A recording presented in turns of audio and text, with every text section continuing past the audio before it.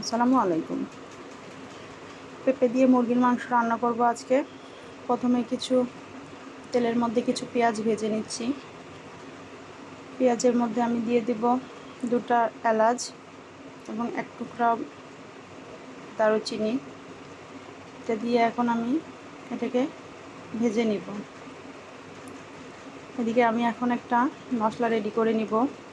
সেটা হচ্ছে এখানে মরিচের গুঁড়া, ধনিয়া, জিরা, হলুদ, আদা রসুন বাটা এবং লবণ দিয়ে আমি একসঙ্গে একটু পানি দিয়ে গুলিয়ে নিব।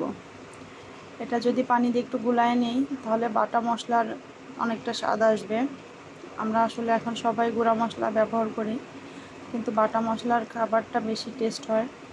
তারপরে আমার পেঁয়াজগুলো ভাজা হয়ে গিয়েছে। আমি এখন পেঁয়াজটা তুলে নিব। তুলে একটা বাটিতে নিয়ে নিলাম। এখন আমি ওই তেলের মধ্যেই ওই যে গোলানো সেই মশলাটুকু আমি দিয়ে দিব। দিয়ে এখন আমি মশলাটা সুন্দরভাবে কষিয়ে নিব। এর মধ্যে আমি একটা এলাচ আর দুটো এলাচ, একটা দারুচিনি আমি দিয়ে দিলাম এবং একটা তেজপাতা দিয়ে আমি সুন্দর করে কষিয়ে নিব তেল ওঠা পর্যন্ত। এটা আমার কষানো হয়ে গেলে আমি এখানে কয়েক টুকরা পেঁপে নিয়েছি, একটু বড় বড় করে কেটে মুরগির মাংসর সঙ্গে। এখন আমি মশলার মধ্যে মাংসটা দিয়ে দিব। দিয়ে তারপর এটাকে এখন আমি সুন্দর করে নেড়ে চেড়ে কষিয়ে নিব।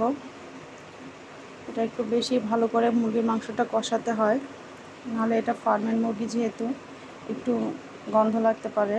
আর গন্ধ যেন না আসে সেই জন্য আমি একটা টেকনিক আপনাকে দেখিয়ে দিব।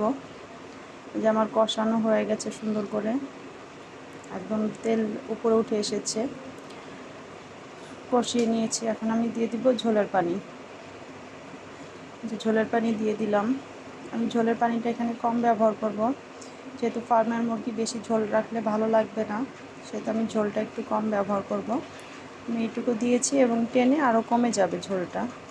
এই যে মশলাটা তুলে রেখেছিলাম, পেঁয়াজ ভাজা, তার সঙ্গে দারচিনি, এলাচ, এটা দেওয়ার কারণে মুরগির মাংসের যে একটা গন্ধ আসে সেটা আসবে না।